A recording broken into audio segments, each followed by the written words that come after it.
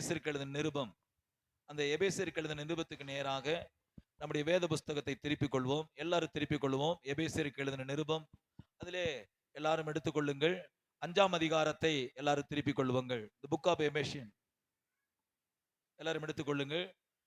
அந்த பகுதியை நான் வாசிக்கிறேன். 15வது வசனத்திலிருந்து 21வது வசனம் வரைக்கும் இந்த கால வேளையிலே நாம் தியானி பகுதிக்காக எடுத்துக்கொள்வோம். எபேசியருக்கு எழுதின நிருபம் 5ஆம் அதிகாரம் 15வது வசனத்திலிருந்து 21வது வசனம். ஆனபடியினாலே நீங்கள் ஞானமற்றவர்களைப் போல நடவாமல் ஞானம் உள்ளவர்களைப் போல கவனமாய் நடந்து கொள்ள பார்த்து, நாட்கள் பொல்லாதவைகள் ஆனதால் காலத்தை பிரயோஜனப்படுத்திக் கொள்ளுங்கள். ஆகையால் நீங்கள் மதியற்றவர்களா இராமல் கர்த்தருடைய சித்தம் இன்னதென்று உணர்ந்து கொள்ளுங்கள். துன்மார்க்கத்திற்கு ஏதுவான மதுபான வெறி கொள்ளாமல் ஆவியிலே நிறைந்து சங்கீதங்களினாலும் கீர்த்தனைகளினாலும் ஞான பாட்டுகளினாலும் ஒருவருக்கொருவர் புத்தி சொல்லிக் கொண்டு உங்கள் இருதயத்திலே கர்த்தரை பாடி கீர்த்தனம் பண்ணி நம்முடைய கர்த்தராகிய இயேசு கிறிஸ்துவின் நாமத்தினாலே எப்போதும் எல்லாவற்றுக்காகவும் பிதாவாகிய தேவனை சோத்தரித்து தெய்வ பயத்தோடே ஒருவருக்கொருவர் கீழ்ப்படிந்திருங்கள். இந்த வார்த்தையை சற்று கவனியுங்கள். இங்கே வேதம் சொல்லுகிறது, ஆனபடியினாலே நீங்கள் ஞானமற்றவர்களைப் போல நடவாமல் ஞானம் உள்ளவர்களைப் போல கவனமாய் நடந்து கொள்ள பார்த்து. அடுத்த வார்த்தை சொல்லுகிறது, நாட்கள் பொல்லாதவைகள் ஆனபடியினால், நாட்கள் பொல்லாதவைகள் ஆனபடியினால் காலத்தை பிரயோஜனப்படுத்திக் கொள்ளுங்கள். இந்த உலகத்திலே ஒரு வேல்யூ அப்படி என்று சொல்லி நாம் ஒன்றை எடுத்துக்கொள்வோமானால், என் கையில வைத்திருக்கதான ஒரு பொண்ணு எனக்கு ரொம்ப வேல்யூ, அல்லது கர்த்தர் எனக்கு கொடுத்திருக்கதான ஒரு வீடு எனக்கு ரொம்ப விலை மதிக்க முடியாதது, அல்லது கர்த்தர் எனக்கு கொடுத்திருக்கத இந்த ஜாப் எனக்கு ரொம்ப விலை மதிக்க முடியாதது அப்படி என்று நீங்கள் எண்ண முடியுமானால் நிச்சயமாக அப்படி எண்ண முடியாது. ஏனென்றால் நாம் கையிலே விலை மதிக்க முடியாத ஒன்றை கையில வைத்திருக்கிறோம். அது என்ன என்றால் நேரம். கவனிங்க, இன்னைக்கு காலையிலே 8 மணியை இந்த 2024 3ஆம் தேதி, இன்றைக்கு நமக்கு 3வது மாசம் 3ஆம் தேதியை 8 மணிக்கு கர்த்தர் கொடுத்தார். ஆனால் மறுபடியும் அதே 8 மணியே இந்த மாசத்திலே இந்த ஆண்டிலே நம்மளால் என்ன செய்ய முடியாது? பார்க்கவே முடியாது. இனிமேலுக்கு என்ன செய்ய முடியாது? பார்க்க முடியாது. அதனால் இங்கே அப்போஸ்தலனாகிய பவுல் ஆழமாய் அதை சொல்லுகிறார். காலத்தை என்ன செய்யுங்க? பிரயோஜனப்படுத்திக் கொள்ளுங்கள். காலத்தை என்ன செய்ய வேண்டுமா? பிரயோஜனப்படுத்திக் கொள்ள வேண்டும் அப்படி சொல்லப்படுகிறது. அப்ப நாட்கள் எப்படி இருக்குது? பொல்லாதவைகளா இருக்குது. அந்த பொல்லாத நாட்கள்ல கையிலே நமக்கு கொடுத்திருக்கதான அந்த நாட்களை நாம் என்ன செய்ய வேண்டும்? எத்தனை பேர் கேக்குறீங்க? கையை உயர்த்தி சொல்லுங்க, நான் கேக்குறேன். அல்லேலூயா. காலை ஜெபத்துக்கு வர்றவங்களுக்கு ஒரு ஆலோசனையை கொடுத்திருக்கேன். என்ன தெரியுமா ஆலோசனை? அது நீங்க உங்களுக்கு அப்படியே சில நேரத்துல காலையில அப்படியே தூங்குவாங்க. அப்படியே அவங்கள பார்த்து என்ன சொல்லுவேன்? அல்லேலூயானுங்க அப்படி. அடுத்தது என்னது? 1 மணி நேரத்துக்கு அந்த ஆளுக்கு தூக்கமே வராது. சத்தமா இப்போ அல்லேலூயா சொல்லுங்க. தூக்கம் வருமா? 1 மணி நேரத்துக்கு உங்களுக்கு வராது. என் பிரசங்கத்தை நான் என்ன செய்யலாம்? அதனால அல்லேலூயா சொல்றது பிரசங்கத்துல இல்ல. ஆனா எதுக்காண்டி ஊழியக்காரங்க இடையில ஒரு அல்லேலூயா போடுறாங்கன்னா, கொஞ்சம் அப்படியே உங்களை அப்படியே இழுத்துட்டு போவான். அவனுக்கே இடம் கொடுக்காதபடிக்குதான் இடையில என்ன செய்யறோம்?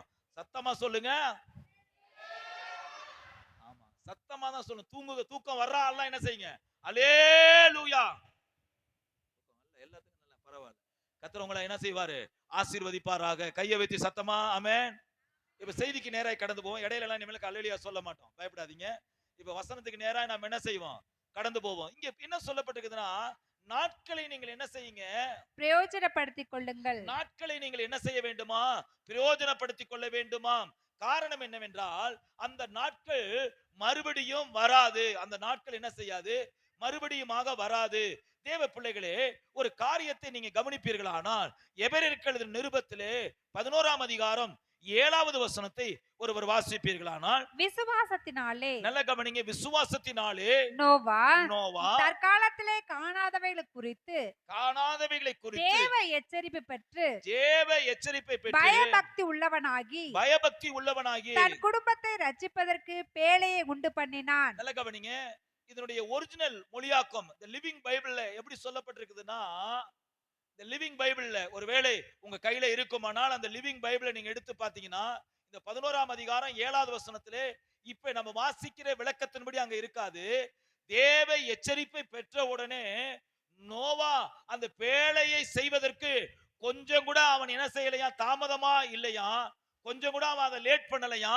அவன் கையில கொடுத்து கர்த்தர் சொன்ன வேலையை அவன் சரியா என்ன செய்து விட்டானா, செய்து முடிச்சிட்டான். கர்த்தர் தன் கையில கொடுத்த வேலையை துரிதமாக சீக்கிரமாக அதை செய்து முடித்து விட்டானா. ஏனென்றால் அவனுக்கு மழை எப்படி இருக்கும் என்று தெரியாது, மழை எப்படி பெய்யும் என்று தெரியாது. அவன் காலத்திற்கு பிற்பாடுதான் பூமியில என்ன செய்ய ஆரம்பிச்சு, அவன் காலத்துல தான் மழை பெய்தது. அதற்கு முன்னதாக மழை பெய்ததை ஆண்டவர் சொல்லும் போது மழையை அவன் கண்டதில்லை. ஆனால் தேவ எச்சரிப்பை பெற்றவுடனே நோவா தன் கையில வைத்திருந்தது அந்த நேரத்தை, நாட்களை அவன் கர்த்தர் சொன்ன வார்த்தைக்கு நேராக என்ன செய்ய ஆரம்பித்தான், பிரயோஜனப்படுத்தி கொண்டான். அதனால் வேதம் சொல்லுகிறது அவன் குடும்பத்தார் காக்கப்பட்டார்கள் என்று வேதம் சொல்லுகிறது. இன்னைக்கு நிறைய பேருடைய வாழ்க்கையில நேரத்தையும் காலத்தையும் என்ன செய்யறாங்க. நான் சொல்றேன், யார் வீட்டுக்காவது நீங்க சும்மா என்ன செய்ய வேண்டாம். இந்த வீட்டுக்கு ஏன் பிரதர் போறீங்க, அவங்க நல்லா டீ போட்டு கொடுப்பாங்க, அதனால குடிச்சிட்டு வரதுக்கு போறேன். சும்மா யார் வீட்டுக்காவது போனீங்கன்னா, ஊழியம் செய்யக்கூடிய சகோதரனாலும் சரி, ஊழியம் செய்கிற பாஸ்டர்னாலும் சரி, யார் வீட்டுக்காவது சும்மா என்ன செஞ்சா கூடாது. ஒரு ஊழியக்காரனுடைய நேரம் என்னது, ஒரு விசுவாசியுடைய நேரம் எப்படி தெரியுமா, விலை மதிக்க முடியாததா இருக்கிறது. விலை மதிக்க முடியாது. யார் வீட்டிலும் சும்மா போய் பாஸ்டர் என்ன பாஸ்டர் சும்மா வந்த சிஸ்டர் அப்படின்னா எனக்கு சாபம். எதுக்காக வந்தீங்க பாஸ்டர், சும்மா வந்தேன். சும்மா வந்தா என்னது, நான் சொல்றேன், ஒரு வீட்டுக்கு அன்எக்ஸ்பெக்டடா என்ன செய்ய வேண்டாம், போக வேண்டாம். ஏன் தெரியுமா, எனக்கு தேவன் கொடுத்திருக்குதான எச்சரிப்பின் வார்த்தை இருக்கிறது. அந்த காலத்தை நான் பிரயோஜனப்படுத்திக் கொள்ளும்படியாக என்னுடைய நாட்களை நான் என்ன செய்கிறேன், ஒவ்வொரு நாளும். அல்லேலூயா. அதனாலதான் மோசே சொன்னாரு, நாட்களை எண்ணும் அறிவை எங்களுக்கு என்ன செய்யும். அப்ப நாட்களை எண்ணும் அறிவை என்ன செய்யவே நாம ஒவ்வொரு நாளும் கேட்டு பெற்றுக்கொள்ளணும். இந்த நாட்களை கர்த்தர் எனக்கு கொடுத்திருக்கிறாரு, இந்த நாட்களை நான் என்ன செய்ய வேண்டும், அதை கேட்க வேண்டும். அல்லேலூயா. தேவ பிள்ளைகளே, ஒரு காலத்துல இஷ்டத்துல குடிச்சோம், எங்கேயோ விழுந்து கிடந்தோம், எமன்ட்டு பேசிக்கிட்டு இருந்தோம், என்னென்னமோலாம் செஞ்சோம். ஆனா இன்னைக்கு கர்த்தர் நம்ம ரட்சித்திருக்கிறாரு. நான் சொல்றேன், கொஞ்ச காலம் நம்ம நாட்களை என்ன செஞ்சிட்டோம், கேவலமாகவே கடத்திட்டோம், கேவலமாகவே வாழ்ந்துட்டோம், கேவலமாகவே வாழ்ந்துட்டோம். ஆனா நல்லா கவனிச்சு பாருங்க, ஒரு சகோதரர், எனக்கு தெரிஞ்ச சகோதரர், அவரை இங்க ஆன்ஸ் இப்படி அடக்குவாரு, ஆன்ஸ்ல போயலை அடக்குவாரு. அவர்கிட்ட சொல்லுவேன், யா ஒரு நாள் உன்னை அடையாறு ஹாஸ்பிட்டலுக்கு கூட்டு போனா நீ மறுபடியுமாக என்னது, நீ வந்து இந்த போயலை போட மாட்டேன்னு சொன்ன. சொல்லி சொல்லி பார்த்தா அவர் கேட்கவே இல்லை, சொல்லி சொல்லி பார்த்தா அவர் கேட்கவே இல்லை. நானும் பல நாட்கள் சொல்லுவேன், அவர் கேட்கவே மாட்டேன்ட்டாரு. அவரு கடைசியில பார்த்தா இங்க இவ்வளோ பெரிய ஒரு கட்டி என்ன செஞ்சு வெளியே வந்துருச்சு, இவ்வளோ பெரிய கட்டி வெளியே வந்துருச்சு. வெளியே வந்து அடையாறுல போய் கரண்ட் ஷாக் வைக்கிறாங்க. கரண்ட் ஷாக் வச்சா கரண்ட் ஷாக்லயும் அவங்க என்ன செய்யல, அது கட்டுப்படல. இப்ப என்ன செஞ்சிருச்சு, அந்த கட்டி பொத்துருச்சு, அந்த கட்டி என்ன செஞ்சிருச்சு, பொத்துருச்சு. அப்ப பொத்ததுக்கு அப்புறம் அதுக்கு முன்னாடி ஆனா அவர் என்ன ஆலோசனை சொன்ன, ஆனா போறேன்னா போயிட்டு போறேங்க, வாழ்ந்து என்ன செய்ய போறேன் அப்படின்னு சொல்லி அந்த வார்த்தை எனக்கு திருப்பி பதில் சொல்லுவாரு. அப்படி போனா போயிட்டு போறேன். இப்ப கட்டி பொத்ததுக்கு அப்புறம் அவருடைய வாயின் வார்த்தைகள் எப்படி இருக்குன்னா, கொஞ்ச நாள், இன்னும் கொஞ்ச நாள் வாழணுமே, இன்னும் கொஞ்ச நாள் வாழணுமே, இன்னும் கொஞ்ச நாள் வாழணுமே அப்படிங்கிற வார்த்தை என்ன செய்யுது, வர ஆரம்பிக்குது. நான் சொல்லுகிறேன், நாட்கள் பொல்லாதவைகள். அந்த பொல்லாத நாட்கள்ல அந்த பொல்லாத காலத்தை நாம பிரயோஜனப்படுத்திக் கொள்ளணும். இந்த நாட்கள்லாம் எப்படி இருக்குது, ஒவ்வொரு நாளும் டே பை டே எப்படி இருக்குது, ரொம்ப பயமா இருக்கு. ஒரு சிஸ்டர் போன் பண்ணாங்க, பாஸ்டர் பிள்ளைங்களெல்லாம் பிடிக்கிறாங்களாமே, எனக்கு மன உளைச்சலா இருக்குது, சோர்ந்து போயிட்டேன் பாஸ்டர், டயர்டா இருக்கேன், அதுக்காண்டி போன் பண்ணேன். நான் சொல்றேன், உலகம் இன்னைக்கு அப்படிதான் என்ன செஞ்சுட்டு இருக்கு. புள்ள பிடிக்கிறவனும் வருவான், பெரிய ஆளை பிடிக்கிறவனும் வருவான். பிள்ளைய மட்டும் தான் பிடிக்கிறவன் வரான்னு நினைக்கிறீங்களா? நம்மளையே பிடிக்கிற ஆள்லாம் என்ன செய்யறான்? உலகத்துல தெரிஞ்சுக்கிட்டு தான் இருக்கான். நாம தான் எப்படி இருக்கணும்? ஜாக்கிரதையா இருக்க வேண்டும். கையை உயர்த்தி அல்லேலூயா, சத்தமா சொல்லுங்க அல்லேலூயா. அப்ப நாமளே எப்படி இருக்க வேண்டும்? ஜாக்கிரதையா இருக்கணும். அழகா இருந்தீங்கன்னா அழகா பிடிக்கிறதுக்கு ஒருத்தன் வாரான். நகை நிறைய கழுத்துல மாட்டிட்டு போனா அது அக்கறதுக்கு ஒருத்தன் வாரான். எப்படி எப்படிலாம் என்னது உலகத்துல வாரான். நம்ம தான் எப்படி இருக்கணும்? நாட்களையும் காலத்தையும் என்ன செய்யணும்? பிரயோஜனப்படுத்திக் கொள்ள வேண்டும். இப்பொழுது என்னோடு கூட சேர்ந்து சற்று கவனியுங்கள். 17வது வசனத்தை என்னோடு கூட சேர்ந்து பாருங்கள். ஆகையால் நீங்கள் மதியற்றவர்களாய் இராமல், அந்த வார்த்தையை காவங்க, நீங்கள் மதியற்றவர்களாய் இராமல் கர்த்தருடைய சித்தம் இன்னதென்று உணர்ந்து கொள்ளுங்கள். கர்த்தருடைய சித்தம் இன்னதென்று நீங்கள் என்ன செய்ய வேண்டுமா? உணர்ந்து கொள்ளுங்கள். அப்ப கர்த்தருடைய சித்தம் இந்த நாளிலே நான் என்ன செய்யணும்? அவர் சொல்றாரு பாருங்க, நீங்க மதியற்றவர்களாய் மற்றவர்களை போல நடந்து கொள்ளாமல். அப்ப மற்றவன் என்னது? மதியற்றவனா என்ன செய்யறான்? நடக்கிறான். ஆனா ஒரு ஆவிக்குரியவன் மதியற்றவனை போல என்ன செய்யக்கூடாது? நடக்க கூடாது. கர்த்தருடைய சித்தம் இன்னது என்று அவன் ஆராய்ந்து அறிய வேண்டும். இங்க வேத வசனத்தை சற்று கவனித்து பாருங்கள்.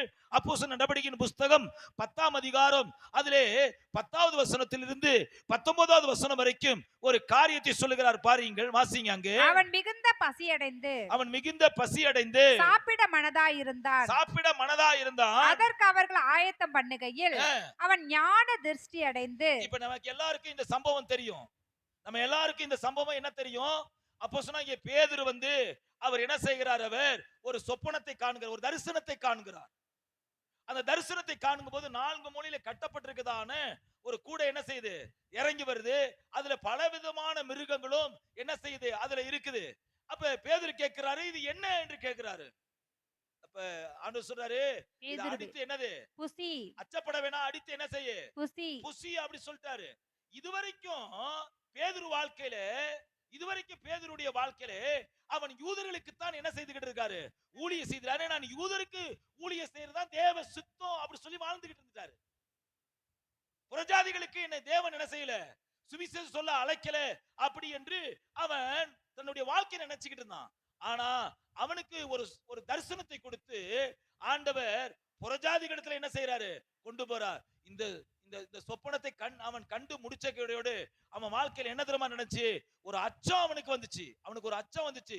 18வது வசனத்தை வாசிங்க. 18வது வசனத்தை. அப்பொழுது தேவன் சுத்தமாக்கினவர்களை நீ தீட்டாக எண்ணாதே என்று இரண்டாம் தரமும் சத்தம் அவனுக்கு உண்டாயிற்று. மூன்றாம் தரமும் அப்படியே உண்டாயிற்று.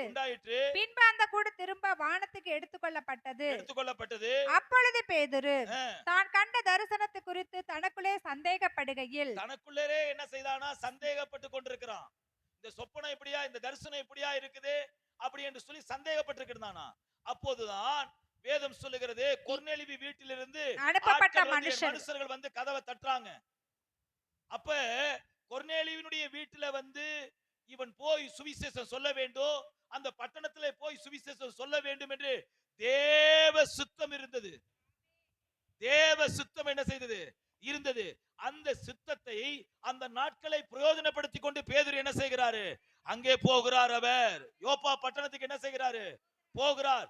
வேதம் சொல்லுகிறது, அங்கே அநேகர் ரட்சிக்கப்பட்டார்கள். அங்க அநேகர் அபிஷேகம் பெற்றுக் கொண்டார்கள்.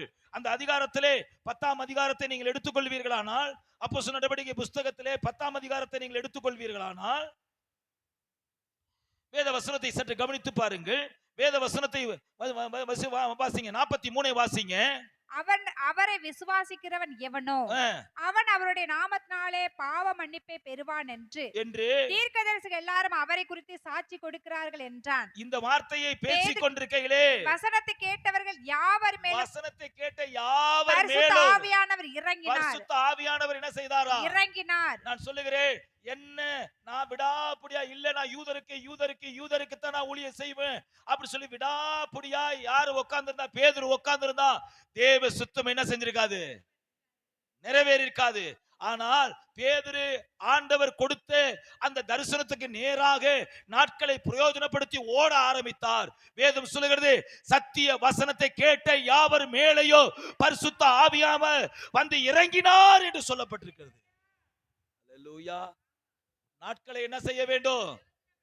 ஏதோ எனக்கு 2 பொம்பளை பிள்ளை பிறந்துருச்சு, நான் இந்த வீட்டுக்குள்ள என்னது இந்த பொம்பளை பிள்ளைங்களை கட்டி கொடுக்கறது மாத்திரம் தான் என் வேலை அப்படி இருந்தா நாட்களும் காலங்களும் எப்படி இருக்குது? பொல்லாதவைகளா இருக்குது. இப்ப நாட்களையும் காலங்களையும் நாம் என்ன செய்ய வேண்டும்? பிரயோஜனப்படுத்திக் கொண்டு தேவ சித்தத்துக்கு நேராக நீங்களும் நானும் என்ன செய்ய வேண்டும்? ஆமென். தேவ சித்தத்துக்கு நேராக என்ன செய்யணும்? கர்த்தர் எனக்கு ஒரு ஜாப்பை கொடுத்திருக்கிறாரு, அதுதான் என் பொழப்பு, அதுல தான் நான் கண்ணு கருத்துமா இருந்தேன், என் குடும்பத்தை பார்க்கணும். இந்த ஒரே கண்டிஷனோடு கூட ஓட வேண்டாம். நான் சொல்லுகிறேன், தேவன் உங்களை எதற்காக அழைத்தாரோ, எதற்காக பிடித்தாரோ, அந்த சித்தம் என்ன என்று ஆண்டவரிடத்தில் கேட்டு பெற்றுக்கொண்டு நாட்களையும் காலத்தையும் பிரயோஜனப்படுத்திக் கொள்ளுங்கள். அல்லேலூயா. இந்த பூமியிலே ஆண்டவர் என்னை ரட்சித்திருக்கிறாரு. எத்தனையோ ஜாதி ஜனங்களை விட்டு என்னை கர்த்தர் ரட்சித்திருக்கிறாரு. இந்த ரட்சிப்பின் நோக்கம் என்ன? என்னை அபிஷேகம் பண்ணியிருக்கிறாரு. இந்த அபிஷேகத்தினுடைய நோக்கம் என்ன? தேவன் எனக்கு ஒரு வேலையை கொடுத்திருக்கிறாரு.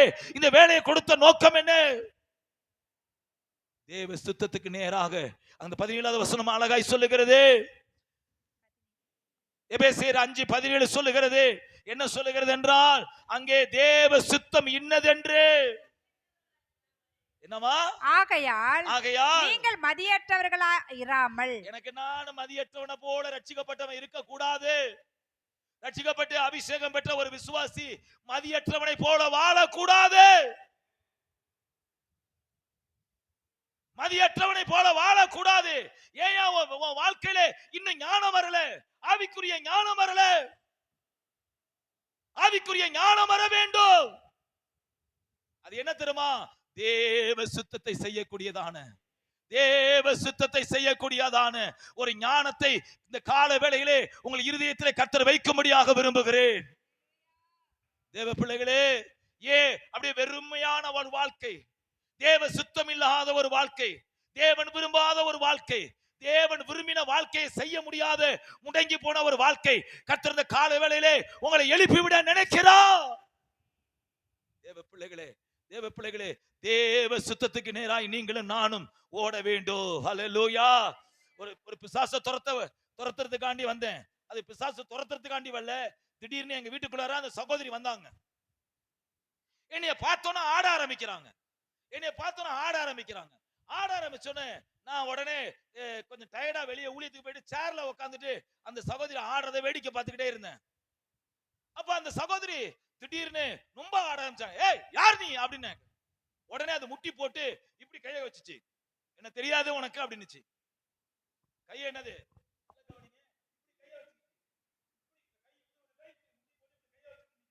என்ன தெரியாது உனக்கு அப்படின்னுச்சு. எப்படி இருக்கும்? என்ன உனக்கு தெரியாது அப்படின்னுச்சு. அப்ப நான் சொன்னேன், உன்னையும் தெரியும், நீ எங்க இருந்து வந்தோன்னு எனக்கு தெரியும், வெளியே போ அப்படின்னா. நான் உண்மையிலே அப்படி பார்க்கல. இந்த கை இந்த மணிக்கட்டு இருக்குல்ல, இப்படி வச்சு இந்த மணிக்கட்டு அப்படியே ஃபோல்ட் ஆகி இப்படி மடங்கிருச்சு. இந்த கை இந்த ஃபோல்ட் இப்படி மடக்க முடியல நம்மளால, அதோட ஃபுல்லா மடங்கிருச்சு. மடங்கிட்டு இந்த முட்டில வச்சு அந்த அம்மா அப்படியே தவழுது. எப்படி இருக்கும்? ரொம்ப ரொம்ப எனக்கு நல்ல சகோதரி அவங்க. அந்த சகோதரி இந்த முட்டி அப்படியே மடங்கிருச்சு. இந்த முட்டில நடக்கிறாங்க. கால் அப்படியே மடங்குது, ஃபோல்ட் ஆகுது. ரொம்ப வேதனையா இருக்குது. அப்ப நான் ஒரே ஒரு வார்த்தையை சொன்னேன். இந்த நேரத்தை நான் இவ்வளவு டயர்டாயி இந்த இடத்துல உட்கார்ந்து இருக்கல, உன்னை துரத்துறதுக்காண்டிதான் கர்த்தர் இந்த நேரத்துல என்னை கூட்டு வந்திருக்கிறாரு அப்படின்னு சொன்ன பாருங்க. எங்கெங்கயோ எத்தனையோ பேர் அது என்ன செஞ்சிருச்சு? தபாச்சு வந்துருச்சு. அந்த ஆவி வந்தன பொட்டுன்னு உழுது ஓடி போச்சு. அல்லேலூயா, அல்லேலூயா. தேவ பிள்ளைகளே, நான் இன்னொரு முறை ஊழியம் செஞ்சுட்டு ரொம்ப அப்பெல்லாம் சைக்கிளை மிதிச்சுட்டு ஊழியம் செய்யணும். சைக்கிளை மிதிச்சுட்டு ஊழியத்துக்கு போகணும். சைக்கிள் தான் இங்கே இருந்து எங்க மருங்குளம், அங்க பாத்தீங்கன்னா ஒரத்தநாடு, இங்கே இருந்து பின்னையூர், இதெல்லாம் சைக்கிளையே மிதிச்சுட்டு ஊழியம் போகணும். இன்னைக்கு எங்க ஊழியக்கார ஐயாக்கெல்லாம் கேட்டா, பாஸ்டர் வண்டி இல்ல, அதான் பார்க்க முடியல. என்னோட கூட ஊழியம் செய்யற ஐயாக்கள் தம்பிமார்களா இருக்காங்க. அவங்க எல்லாம் கேட்டா என்னது, எனக்கு அது இல்ல இது இல்லங்கிறாங்க. நான் சொல்றேன், அப்ப வெறும் சைக்கிள் தான் மிதிச்சுக்கிட்டே போய் டயர்டாயி அப்பதான் வீட்டுக்குள்ளாரு 4 மணிக்கு ஒரு அம்மா வாசல்ல உட்கார்ந்துருக்கு. அது வரைக்கும் அந்த அம்மாக்குள்ள பிசாசு இருக்குன்னு தெரியாது. பாசமாட்ட பேசிக்கிட்டே இருக்காங்க. நான் உள்ளர வந்துட்டேன். வந்த கையோட அந்த அம்மா என்ன செய்யுது, பேசிக்கிட்டு இருந்த அம்மா திடீர்னு வெளியே எந்திரிச்சு போச்சு. எனக்கு டயர்ட் ஆயிருச்சு. போய் படுத்துட்டேன் வீட்டுல. திருப்பி பாஸ்டர் அந்த அம்மா என்னென்னமோ செஞ்சுக்கிட்டே இருக்கு. பாஸ்டர்மா கொஞ்சம் வந்து பாருங்களேன், கொஞ்சம் வந்து பாருங்களேன், இந்த அம்மா என்னமோ செய்யுது அப்படின்னாங்க. அப்ப எங்க வீட்டு வாசல்ல ஒரு பெரிய கிணறு, பற்ற கிணறு, பெரிய கிணறு. நான் வெளியே எட்டி தான் பார்த்தேன் அந்த அம்மாவை. அந்த அம்மா சொன்னுச்சு, நீ ஜெபிச்சினா நான் அந்த கிணத்துக்குள்ள என்ன செஞ்சிருவேன்? எப்படி இருக்கும்? நீ ஜெபிச்சினா உள்ளு கூட இதோட வம்பாடா நமக்கு. நீ ஜெபிச்சினா கிணத்துக்குள்ள என்ன செஞ்சிருவேன்? நான் நினைக்கிறேன் இதெல்லாம் வம்பாடா. நம்ம ஊழியத்துக்கு போயிட்டு நம்ம என்னது வந்திருக்கோம், ஜெபிச்சா கிணத்துக்குள்ள குதிச்சிருவாங்க. அது பல இடத்துல உட்காந்து அது பழுத்து கொட்டை போட்ட ஆள். அது ஒரு சபையில பேய் துரத்துற சபையில அந்த அம்மா உட்காந்து பழுத்து கொட்டை போட்டு, அங்கேயே நான் தப்பிச்சு வந்துட்டேன், இங்க என்ன துரத்த பாக்குறியா அப்படின்னு. நான் சொல்றேன், நான் ஒண்ணுமே நான் துரத்தவே வரல, எனக்கு டயர்டா இருக்கு, நான் படுக்க போறேன், இயேசுவின் நாமத்துல போன்னு சொல்லிட்டு போய் படுத்துட்டேன் நான். அது தன்னால அந்த ஆவி என்ன செஞ்சிருச்சு?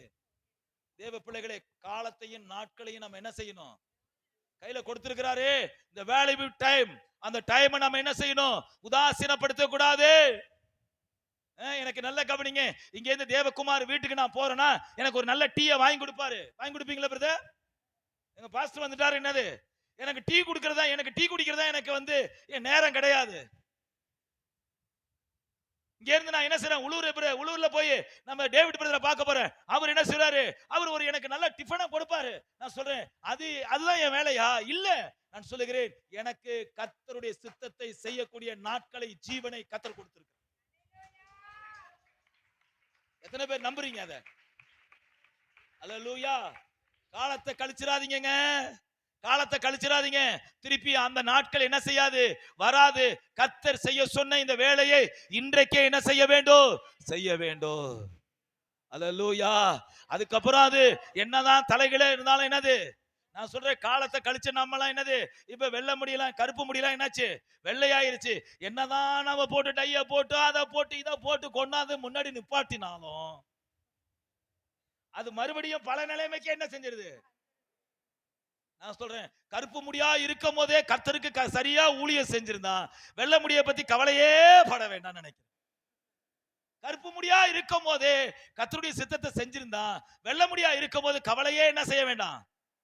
நான் சொல்றேன், நல்ல சரீரத்துல பலன் இருக்கும் போது தேவ சித்தத்தை செய்திருந்தா பலன் சோர்ந்து போன நேரத்துல நான் கவலையே பட வேணாம். அல்லேலூயா. தேவன் எவ்வளவு பெரிய நல்லவர்ல. தேவ சித்தத்தை செய்ய வேண்டும். அடுத்தது 18வது வசனத்தை படிங்க. 18வது வசனம் என்ன சொல்லுகிறது? துன்மார்க்கருக்கு ஏதுவான மதுபான வெறி கொள்ளாமல் ஆவியினால் நிறைந்து. ஆவியினாலே என்ன செய்யுதுனா? நிறைந்து. எல்லாரும் கவனிக்கிறீங்களா அந்த வார்த்தையை? ஆவியினாலே நிறைந்து என்ன செய்யணுமா? சங்கீதங்களினாலும். அடுத்தது பாருங்க, ஆவியினாலே நிறைந்து. ஒவ்வொரு நாளும் என்ன செய்யுங்க? ஆவியினால நிறைங்க. வீட்டுல பிள்ளைகள் ஆவியில நிரம்புவதற்கு ஏதுவான காரியத்தை செய்யுங்க. சகோதரர்கள் வீட்டுல ஜெபித்து ஆவியில நிறைஞ்சு ஜெபம் பண்ணுங்க. ஆவியில முணுமுணுப்பு ஜெபம் எல்லாம் தேவைதான். நான் சொல்லுகிறேன், நல்ல வாயை திறந்து வீட்டுல ஆவியில நிரம்பி என்ன செய்யுங்க? ஜெபிங்க. வேதம் சொல்லுகிறது, புறஜாதிகள் கேட்கும்படி கர்த்தரை என்ன செய்யுங்கள்? துதியுங்கள். புறஜாதிகள் கேட்கும்படி கர்த்தரை என்ன செய்யுங்க? துதியுங்கள். அப்படி என்னால் ஆவியில நிரம்பி கர்த்தரை என்ன செய்ய வேண்டும்? துதிக்க வேண்டும். 18வது வசனத்தை வாசிங்க. 19 வாசிங்க. 19 வாசிங்க சிஸ்டர். சங்கீதங்களினாலும் கீர்த்தனைகளினாலும் ஞான பாட்டுகளினாலும் ஒருவருக்கொருவர் புத்தி சொல்லிக் கொண்டு. என்னங்க இது? விளங்கல் அல்லது அந்த வசனம்? விளங்கல் அல்ல. சங்கீதங்களினாலும் கீர்த்தனைகளினாலும் ஒருவருக்கொருவர் என்ன செய்யுங்க? புத்தி சொல்லிக் கொண்டு. அப்படின்னா என்ன அதுக்கு மீனிங் அப்படின்னா, நீங்க கொஞ்சம் கவனிச்சு பாருங்க. சில நேரங்கள்ல நம்ம பாடக்கூடிய பாட்டினுடைய வார்த்தைகள் இருக்குல்ல. நான் ஒரு சாட்சியை கேட்டேன். ஒரு பாட்டு பாடிக்கிட்டு இருக்காங்க ஒரு திருச்சபையில. நகையை கயற்றுறது சபையில நகையை கயற்ற நான் யாரையும் சொல்றது கிடையாது. நகையை கயற்றதை யாரையும் நான் சொல்றது கிடையாது. இப்போ ஒரு சபையில எல்லாரும் சேர்ந்து ஒரு பாட்டு பாடிட்டு இருக்காங்க. என்ன பாட்டு பாடிட்டு இருக்காங்கன்னா, இயேசுவை போல் அழகுள்ளோர் யாரும் இல்லை பூமியில், இதுவரை கண்டதில்லை காண்பதும் இல்லையே. இயேசுவை போல் அழகுள்ளோர் யாரும் இல்லை பூமியில், இதுவரை கண்டதில்லை காண்பதும் இல்லை. பூரண அழகுள்ளோர் பூமி எந்தன் வாழ்க்கை அது, நீரே போதும் வேறே வேண்டாம் எந்த நண்பர் இயேசுவே. மண்ணுக்காக மாணிக்கத்தை விட்டிட மாட்டேன், வேறும் மண்ணுக்காக மாணிக்கத்தை விட்டிட மாட்டேன். இந்த பாட்டை தான் பாடிக்கிட்டு இருந்தாங்களாம். அந்த அம்மா மனம் கசந்து இயேசுவினுடைய அழகு எனக்குள்ளார வேணும் வேணும் வேணும்னு அந்த அம்மா என்ன செஞ்சிருச்சு? நகையை கைட்டிருச்சு. அந்த நாள்ல இருந்து அந்த அம்மா வெண் வஸ்திரத்தை தவிர வேற எந்த வஸ்திரமே உடுத்தாது. அதனால உங்க எல்லாரையும் வெண் வஸ்திரம் உடுத்த சொல்லல. இந்த சங்கீதங்களான கீர்த்தனைகளான பாடுறோம்ல பாட்டு, நான் சொல்றேன் அந்த பாட்டின் வார்த்தைகள் பிரசங்கம் பண்ணும்போது என்ன வார்த்தை கிரியை செய்தோ அதே காரியங்களை சங்கீத பாட்டினால கீர்த்தனைகளான மனுஷனுடைய இருதயத்தை என்ன செய்தது? புரோக்கன் பண்ணுது, அதை கரைய பண்ணுகிறது. அதைத்தான் அவர் சொல்றாரு, சங்கீதங்களினாலும் கீர்த்தனைகளினாலும் ஒரு ஞான பாட்டினால் நீங்க என்ன செய்யலாம்? சொல்லிக்கொண்டு. அப்ப பாட்டு பாடும் போதே அங்க என்ன நடக்குது? ஒரு மனம் திரும்புதல் உண்டாகுது, ஒரு மனமாற்றம் உண்டாகுது. அதனால பாடல் வந்து சாதாரணமான காரியம் கிடையாது. எதுக்காக சொல்றேன்? ஒரு ஸ்பெஷல் சாங் பாட வரும்போது 1 மணி நேரத்துக்கு முன்னாடி நீங்க வீட்டுல ஜெபம் பண்ணிட்டு வாங்க அப்படின்னா, அந்த பாட்டு பாடும் போதே நிறைய பேர் என்ன செய்யணும்? அல்லேலூயா அல்லேலூயா. கைகளை உயர்த்தி ஒரு ஆமென் சொல்லலாமா சத்தமாக? அடுத்தது பாருங்க, என்ன கடகட நேரம் இல்ல. அடுத்தது பாருங்க என்ன சொல்லப்பட்டிருக்குது பாருங்க. 20 பாசிங்க.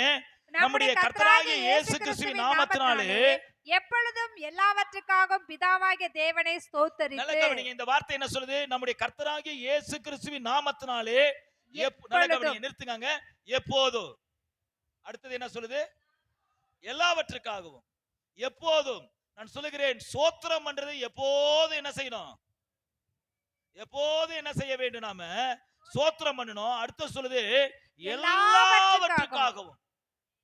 எப்போதும் சோத்திரம் பண்றோம், எல்லாவற்றுக்கும். நான் சொல்லுகிறேன், நெகட்டிவுக்கும் சோத்திரம் தான், பாசிட்டிவுக்கும் என்னது? சிலருக்கு வந்து பாசிட்டிவா நடக்கிற காரியத்துக்கு சோத்திரம் வரும். ஆனா சிலருக்கு நான் சொல்லுகிறேன், நெகட்டிவா வந்துச்சுன்னா சோத்திரம் என்ன செய்யாது? வேதம் சொல்லுது எப்போதும். என்ன சொல்லுங்க? நல்ல கவனிங்க. எப்போதும். வாயத்திறந்து சொல்லுங்க. எப்போதும். எல்லாவற்றுக்கும் சொல்ல முடியல. நான் சொல்றேன், அந்த மனுஷன் சொன்னா கத்தர் கொடுத்தார், கத்தர் எடுத்தார், கத்தருடைய பரிசுத்த நாமத்துக்கு. அதான் எல்லாவற்றுக்காகவும்.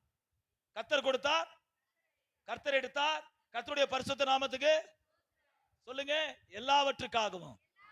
சொல்ல முடியுமா? எல்லாவற்றுக்காகவும். நான் சொல்ல, கொடுத்தா என்னது? ஒருத்தர் சந்தோஷமா இருந்தா சங்கீதம் பாட கடவன். அது பழைய ஏற்பாடு. புதிய ஏற்பாடு எப்படி தெரியுமா? எல்லாவற்றுக்காகவும். எல்லாவற்றுக்காகவும் கர்த்தர் என்ன செய்ய வேண்டும்? பிதாவாகிய தேவனை ஸ்தோத்திரித்து. பிதாவாகிய தேவனை ஸ்தோத்திரித்து தெய்வ பயத்தோடு. வேதம் சொல்லுகிறது, பிதாவாகிய தேவனை என்ன செய்ய வேண்டுமா? ஸ்தோத்திரித்து. எப்போதும் எல்லாவற்றுக்காகவும். அல்லேலூயா. எங்க சாந்தி மகள் இருக்காங்க. அந்த மகள் வந்து அவங்க வீட்டுக்காரு நம்ம வியாதியின் படுக்கையில கடந்து தேறி வந்து அந்த மகளை பார்த்தேன், என்னை பார்த்து அழுதாங்க. நானும் அந்த பிள்ளையை பார்த்து அழுதேன். அப்படிப்பட்ட ஒரு குடும்ப சூழ்நிலை. அப்ப அந்த மகள் வந்து, பாஸ்டர் எனக்கு அதை பத்தி கவலை இல்லை, ஒரே ஒரு காரியம், எங்க வீட்டுக்காரு இப்ப என்ன செஞ்சாரு? ரட்சிக்கப்பட்டாரு. எங்க வீட்டுக்காரு சபைக்கு வராரு, கர்த்தருக்கு ஸ்தோத்திரம்னுச்சு. எப்படி இருக்கும்?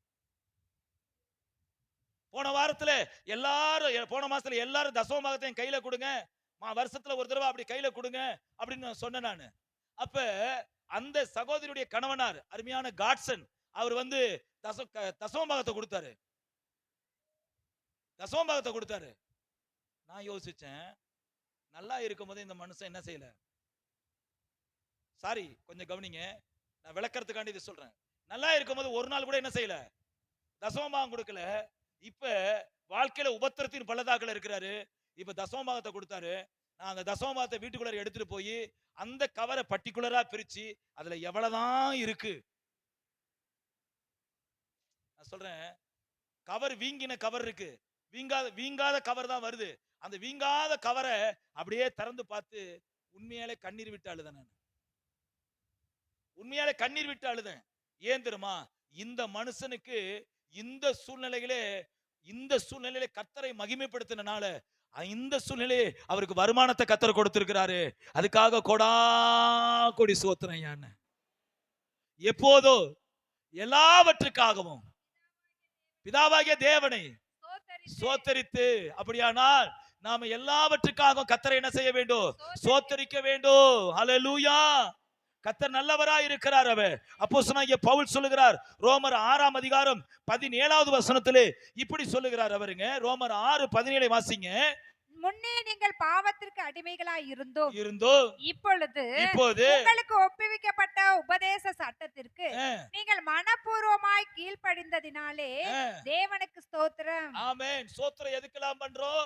ஒருவன் சத்திய வசனத்துக்கு கீழ்ப்படிந்தா நம்ம என்ன செய்யலாம்? ஸ்தோத்திரம். ஸ்தோத்திரம். சத்திய வசனத்துக்கு கீழ்ப்படிஞ்சுட்டான், ஞானசானம் எடுத்தாங்க, ஸ்தோத்திரம். வீட்டுல வந்து சோத்திர கூட்டங்கிறாங்க. சோத்திர கூட்டம் எதுக்கு தெரியுமா? நல்ல ஒரு மனம் திரும்புதலை எங்க வீட்டுல என்ன செஞ்சாரு? கொடுத்தார். அதற்காக சோத்திரம். என் பிள்ளை ஞானசானம் எடுத்துச்சு, அதுக்காக கர்த்தருக்கு என்னது? சோத்திரம். அப்ப சத்திய வசனத்துக்கு கீழ்ப்படிய.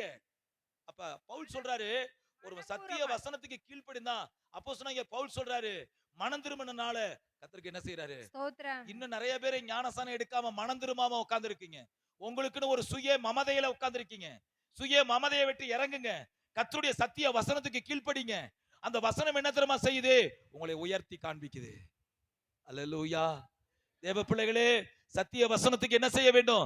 கீழ்ப்படிய வேண்டும். இன்னும் அழகாக சொல்லுகிறார் 1 கொரிந்தியரின் புத்தகத்திலே 15ஆம் அதிகாரம் 57வது வசனத்திலே அப்போஸ்தலனாகிய பவுல் ஒரு வார்த்தை சொல்லுகிறார் பாருங்க. வாசிங்க அது. 1 கொரிந்தியரின் புத்தகம் 15:57 வாசிங்க. நம்முடைய கர்த்தராகிய இயேசு கிறிஸ்துவினாலே நமக்கு ஜெயம் கொடுக்கிற தேவனுக்கு ஸ்தோத்திரம். ஜெயம் கொடுக்கிற தேவனுக்கு ஸ்தோத்திரம். அப்ப ஜெயத்தை தருகிற தேவனுக்காக ஸ்தோத்திரம். 2 கொரிந்தியரின் புத்தகத்திலே சொல்லப்பட்டிருக்கிறது. அங்கே நீங்க வாசித்து பார்ப்பீர்களானால் அங்கே சொல்லப்பட்டிருக்கிறது, எங்களை எல்லா இடங்களிலும் 2ஆம் அதிகாரம் 14வது வசனத்திலே சொல்லப்பட்டிருக்கிறது. 2 கொரிந்தியர் 2:14 கிறிஸ்துவுக்குள் எப்பொழுதும் எங்களை வெற்றி சிறக்க பண்ணி எல்லா இடங்களிலும் எங்களை கொண்டு அவரை அறிகிற அறிவின் வாசனையை. நல்ல கவனிங்க. அப்படியானால் ஒவ்வொரு இடத்துல நாம் சத்தியம் சொல்ல போகிறோமே, அந்த இடத்துல ஜனங்கள் காது கொடுத்து கேட்கிறார்களே, செவி கொடுத்து கேட்கிறார்களே, அதற்காக நாம் கர்த்தரை ஸ்தோத்திரம் பண்ண வேண்டும். அல்லேலூயா. ஜனங்கள் கர்த்தருடைய வார்த்தையை கேட்கிறாங்களே, அதுக்காக கர்த்தரை என்ன செய்ய வேண்டும்? ஸ்தோத்திரிக்க வேண்டும். 1 தீமோத்தேயுவின் புத்தகத்திலே 1ஆம் அதிகாரம் 12வது வசனத்தை ஒருவர் வாசியுங்கள். நான் முடிக்க விரும்புகிறேன். வாசிங்க. என்னை பலப்படுத்துகிற நம்முடைய கர்த்தராகிய இயேசு கிறிஸ்து என்னை உண்மை உள்ளவென்று எண்ணி இந்த ஊழியத்தை ஏற்படுத்தினபடியால் அவரை ஸ்தோத்திரிக்கிறேன். கர்த்தர் கையில கொடுத்திருக்கிற இந்த சுவிசேஷ வேலையை அதுக்காக கர்த்தரை என்ன செய்யுங்க? ஸ்தோத்திரம் பண்ணுங்க. கர்த்தர் ஒரு சின்ன வீட்டு கூட்டத்தை நடத்துறதுக்கு ஆண்டவர் எனக்கு கிருபை கொடுத்திருக்கிறாரே, கர்த்தருக்கு ஸ்தோத்திரம். தனித்தால் ஊழியத்தை செய்ய கர்த்தர் எனக்கு கிருபை செய்திருக்கிறாரே, கர்த்தருக்கு ஸ்தோத்திரம். ஆண்டவர் வீதியில இருந்து டாக்ஸ் கொடுக்க வச்சிருக்கிறாரே, அதற்காக கர்த்தருக்கு ஸ்தோத்திரம். பிசாசு துரத்த தேவன் கிருபை கொடுத்திருக்கிறாரே, கர்த்தருக்கு ஸ்தோத்திரம். குடும்பமாய் வீட்டிலே ஆராதிக்கிறோமே, அதற்காக கர்த்தருக்கு ஸ்தோத்திரம். வேதம் சொல்லுகிறது, எப்போது எல்லாவற்றுக்காகவும் கர்த்தரை என்ன செய்ய வேண்டும்? அல்லேலூயா. எல்லாவற்றுக்காக கர்த்தரை என்ன செய்ய வேண்டும்? வேதம் சொல்லுது, ஸ்தோத்திர பலியிடுகிறவன் என்னை மகிமைப்படுத்துகிறான் என்று சொல்லப்பட்டிருக்கிறது. ஸ்தோத்திரத்தினாலே கிருபை பெருகும் என்று சொல்லப்பட்டிருக்கிறது. நல்ல ஆவிக்குரிய ஞானம் என்ன தெரியுமா? எல்லாவற்றுக்காக கர்த்தரை ஸ்தோத்திரிக்க வேண்டும். எல்லாவற்றுக்காக கர்த்தரை ஸ்தோத்திரிக்க வேண்டும். அப்படி கர்த்தரை ஸ்தோத்திரிக்கும் போது, அவரை துதிக்கும் போது, அவரை ஆராதிக்கும் போது கிருபை பெருகும். அல்லேலூயா. கிருபை பெருகிறத வாயில நம்ம என்ன செய்யணும்? நல்ல கவனிங்க, அதிகமாய் சொல்ல வேண்டும். கடைசியாக 21வது வசனத்தை வாசிங்களேன். எபேசியர் 5:21 தேவ பயத்தோடு ஒருவருக்கொருவர் கீழ்ப்படிந்திருங்கள். நல்ல கவனிங்க, ஒருவருக்கொருவர் என்ன செய்யுங்க? கீழ்ப்படிந்திருங்கள். இங்க ஒரு காரியத்தை சொல்லிட்டு நான் கடந்து போக விரும்புகிறேன். ஒருவேளை பிள்ளை தன் தகப்பனுக்கு கீழ்ப்படியும், தாய்க்கு கீழ்ப்படியும். ஒருவேளை ஒரு சகோதரனுக்கு தன்னுடைய சகோதரி என்ன செய்வாங்க? கீழ்ப்படிவாங்க. அல்லது சகோதரிக்கு சகோதரன் கீழ்ப்படிவாங்க. ஆனா சபையில இருக்கிற ஒரு நபர், பிரதர் அந்த சேர் அங்க கொண்டு போடுங்க அப்படி சொன்னா கீழ்ப்படிவாங்களா? நீ என்ன ஆளு? நீ சொல்லி நான் கேட்கணுமா? ஏன் உனக்கு கையில நீ கொண்டாந்து என்னது போட மாட்டியா? இன்னைக்கு விதண்டாவாதம் பேசுகிற நபர்கள் உலகத்துல அதிகமா பெருகிட்டாங்க. 21வது வசனம் என்ன சொல்லுகிறது? ஆவிக்குரிய ஞானம் என்ன சொல்லுது? ஆவிக்குரிய ஞானம் என்ன சொல்லுகிறது? தெய்வ பயத்தோடு ஒருவருக்கொருவர் கீழ்ப்படிந்திருங்கள். ஒருவருக்கொருவர், என் குடும்பத்துக்கு கீழ்ப்படிகிறது இல்ல, ஒருவருக்கொருவர் சக சகோதரர்கள் சகோதரிகள் இவங்களுக்கு ஒருத்தருக்கு ஒருத்தர் என்ன செய்யணுமா? கீழ்ப்படியணுமா? அப்படிதான் வேதம் சொல்லுகிறது. ஒரு ஆவிக்குரிய ஞானம் என்ன? ஒருவருக்கொருவர் என்ன செய்ய வேண்டும்? கீழ்ப்படிய வேண்டும். நீ என்ன சொல்றது? நிறைய குடும்பத்துல என்னது? விதண்டாவாதம் தான். எதை சொன்னாலும் அது மாறாக தான். நல்ல கவனிங்க. இங்க ஒரு சின்ன தம்பி இருக்கான். அவன் பேர் வந்து அவங்க அப்பா பேர் வந்து பெஞ்சமின், அவங்க அம்மா பேர் சுகன்யா. அவன்கிட்ட எதையாவது நீங்க ஒண்ணு சொல்லுங்களேன், அவன் அடுத்தது அதுக்கு தலைகளை ஆப்போசிட்டா எதா இருக்கோ அதான் சொல்லுவான். அவங்க வீட்டுல போய் நீ சாப்பிட்டியாடா அப்படின்னு கேட்டா நான் சாப்பிடல, சாப்பிடலன்னு சொன்னீங்கன்னா நான் சாப்பிட்டேன். சின்ன பையன், அவன் பேர் என்னது? யுவான். அவங்க பேர் வச்சிருக்காங்க யுவான். அவனை ஏதாவது ஒண்ணு சாப்பிட்டியான்னு கேட்டா சாப்பிடலமா, சாப்பிடலையான்னு கேட்டா அவன் சாப்பிட்டாமா, படிச்சியாடான்னு கேட்டா நான் படிக்கலாமா, படிக்கலையா படிச்சாமா. நான் சொல்றேன், இந்த சின்ன பிள்ளைக்கு என்னது எல்லாமே தலை ஆப்பு. அவங்க அம்மா சொல்லுவாங்க, நான் ஏதாவது ஒண்ணு கேட்டா அவன் தலைகளை, பாஸ்டர் இவன் எதை கேட்டாலும் தலைகளை தான் சொல்லுவான். வேதம் சொல்லுகிறது, சகோதரர்கள் ஒருத்தருக்கு ஒருத்தர் என்ன செய்யணுமா? தேவ பக்தியோடு என்ன செய்யணுமா? கீழ்ப்படியணும். ஒபீடியன் என்ன செய்யணுமா?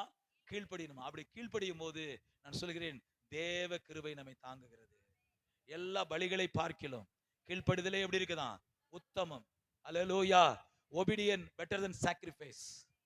எல்லா பலிகளை பார்க்கிலும் கீழ்ப்படிதலே உத்தமமாக இருக்கிறது.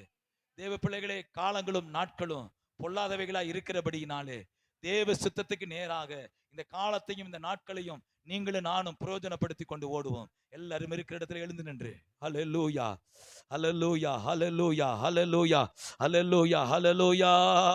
தோல்வி எனக்கில்லையே, நான் தோற்று போவதில்லையே. யாரும் போக வேண்டாம், கையை தட்டி பாடுவோமா? எல்லாம் எழுந்து, நான் தோற்று போவதில்லையே, நீர் என்னோடு இருக்கும்போது என்னாலும் வெற்றி வெற்றியே. சொல்லுவோமா? நீர் என்னோடு இருக்கும்போது என்னாலும் வெற்றி வெற்றியே. தோல்வி எனக்கில்லையே, நான் தோற்று போவதில்லையே, தோல்வி எனக்கில்லையே, நான் தோற்று போவதில்லையே, நீர் என்னோடு இருக்கும்போது என்னாலும் வெற்றி வெற்றியே. சொல்லுவோமா? நீர் என்னோடு இருக்கும்போது என்னாலும் வெற்றி வெற்றியே. தோல்வி எனக்கில்லையே, நான் தோற்று போவதில்லையே. சொல்லுவோமா? தோல்வி எனக்கில்லையே, நான் தோற்று போவதில்லையே, நீர் என்னோடு இருக்கும்போது என்னாலும் வெற்றி வெற்றியே. அப்பா, நீர் என்னோடு இருக்கும்போது என்னாலும் வெற்றி வெற்றியே. கைகளை தட்டி எல்லாரும் கைகளை தட்டி கர்த்தருக்கு நன்றி செலுத்துவோமா? நாட்களும் காலங்களும் பொல்லாதவைகளா இருக்கிறபடினாலே காலத்தை பிரயோஜனப்படுத்திக் கொள்ளுங்கள் என்று வேதம் சொல்லுகிறது. காலத்தை பிரயோஜனப்படுத்திக் கொள்ளும்படியாக தேவன் நம்மை வைத்திருக்கிறார். அவர் இந்த நாட்களிலே சும்மா இருப்போமானா தேவ சித்தம் எப்படி என் வாழ்க்கையில நிறைவேறும்? தேவன் என்னை எதற்காக பிடித்தாரோ அந்த நோக்கத்தை நான் நிறைவேற்ற வேண்டும். அல்லேலூயா, அல்லேலூயா. நான் சொல்லுகிறேன், என் சகோதரிக்கு செய்ய வேண்டிய கடமையை நான் செய்ய வேண்டும், என் தாய்க்கு செய்ய வேண்டிய கடமையை நான் செய்ய வேண்டும், என் பிள்ளைகளுக்கு செய்ய வேண்டிய என் கடமையை நான் செய்ய வேண்டும். நான் சொல்லுகிறேன், அதோடு கூட என் வாழ்க்கை முடியவில்லைங்க. தேவ சித்தத்தை நான் செய்ய வேண்டும், தேவ சித்தத்தை செய்ய வேண்டும். இந்த கடமைகளை செய்ய வேண்டாம் என்று வேதம் தடுக்கல.